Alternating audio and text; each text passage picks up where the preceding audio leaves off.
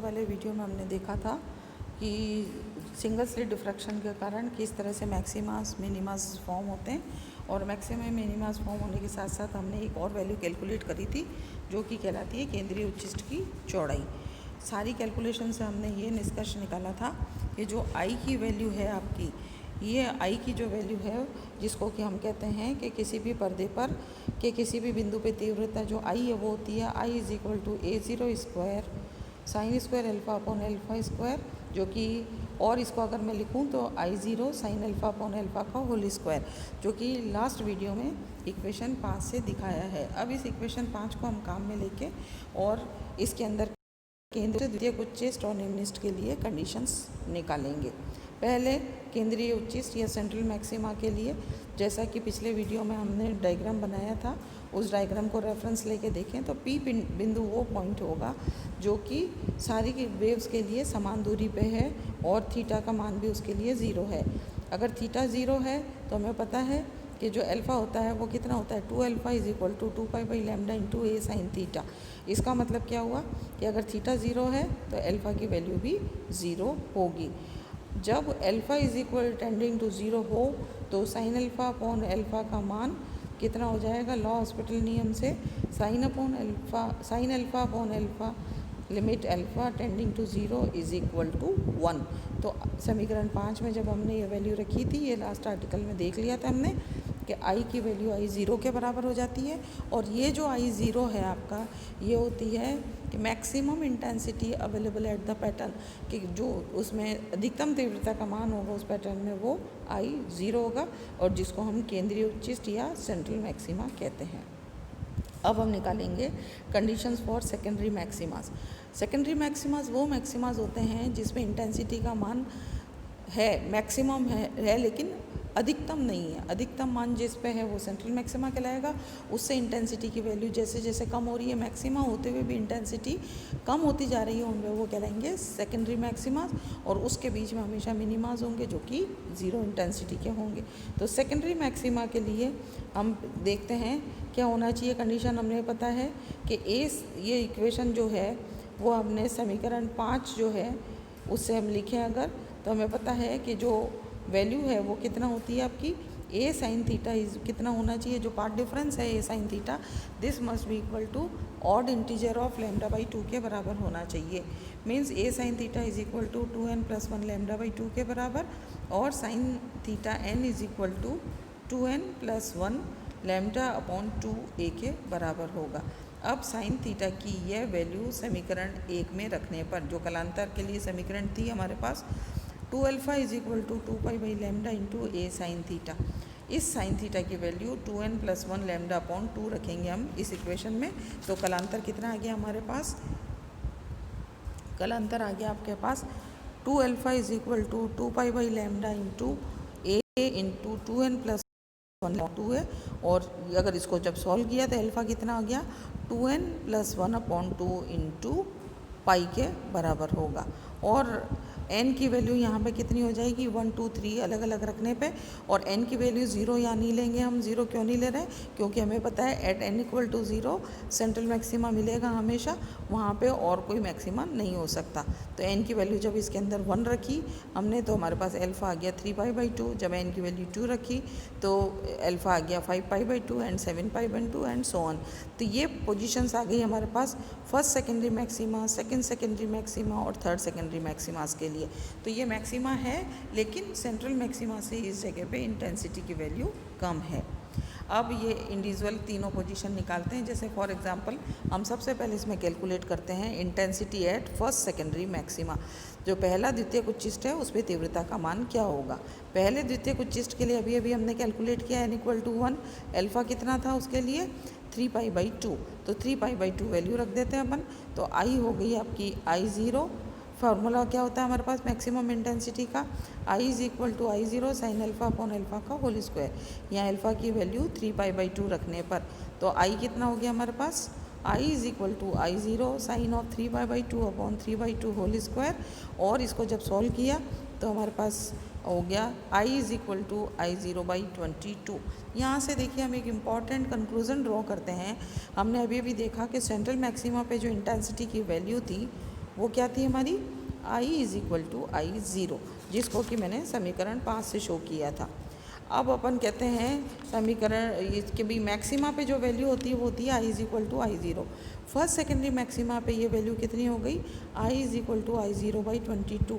इसका मतलब जो फर्स्ट सेकेंडरी मैक्सिमा है उस पे तीव्रता का मान जो सेंट्रल मैक्सिमा है उसकी तीव्रता के मान से 22 गुना कम हो जाता है। इसी तरह हम दूसरे जो है intensity at secondary maxima calculate करेंगे।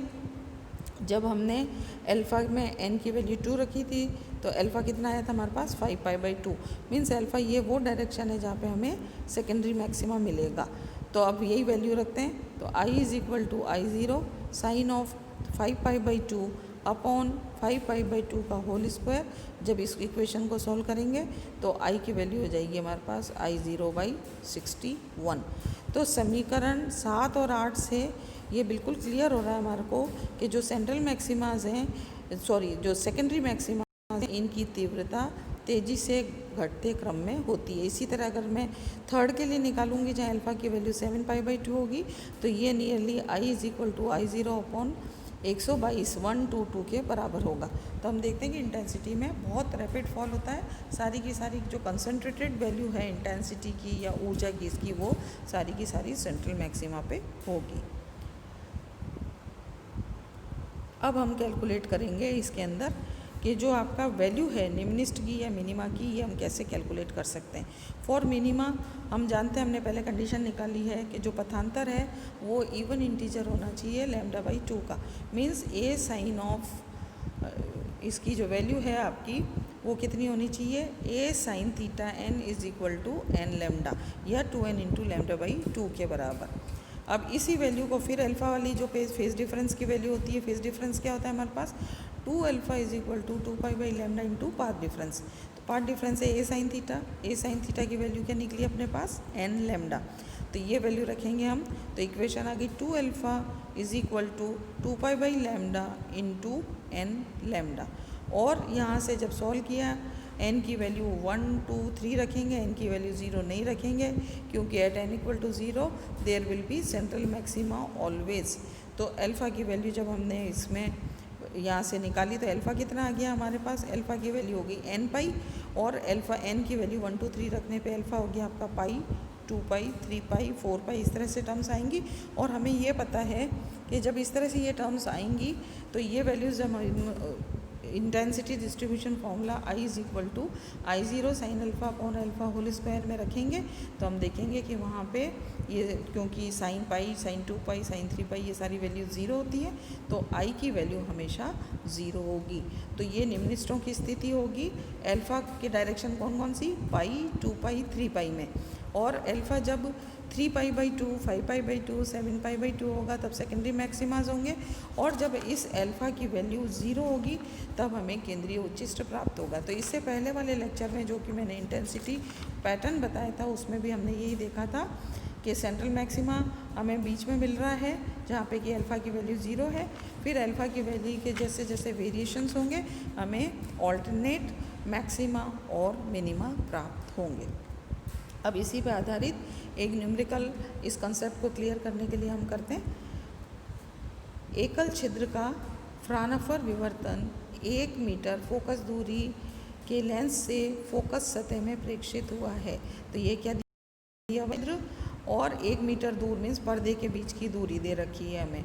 मीन्स की जो फोकल लेंथ है इसकी लेंस की वो दे रखी है दैट इज़ 1 मीटर।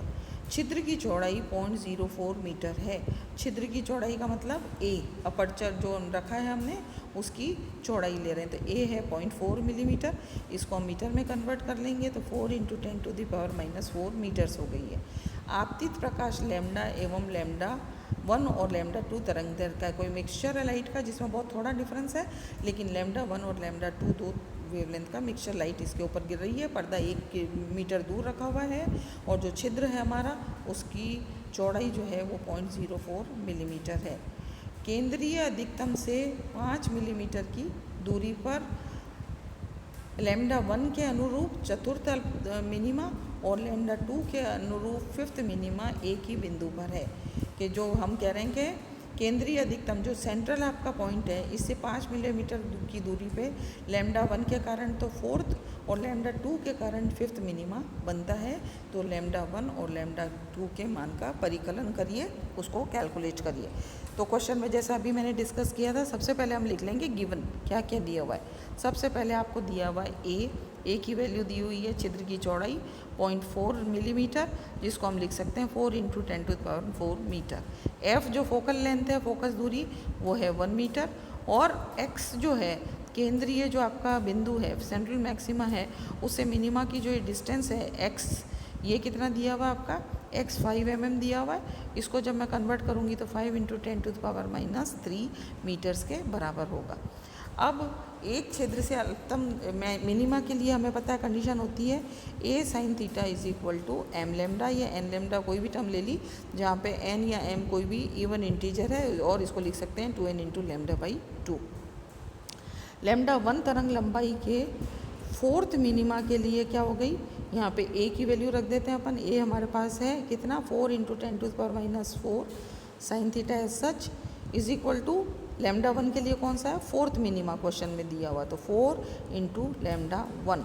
अब चूंकि साइन थीटा कितना हो गया, साइन थीटा हो जाएगा यहाँ पे x/f के बराबर होता है, हमें पता है, क्योंकि जब हमने ये कहा था कि जब हमारा लेंस है वो अपर्चर के बहुत पास रखा हुआ है तो पर्दे और उसके बीच की दूरी को हम फोकस दूरी कह देंगे, और साइन थीटा x/f के बराबर आ जाता है। तो जब साइन थीटा x/f के बराबर है, x हमारे पास कितना दिया हुआ है 5 × 10⁻³ और f की वैल्यू है 1 मीटर, तो हमारे को साइन थीटा भी मिल गया।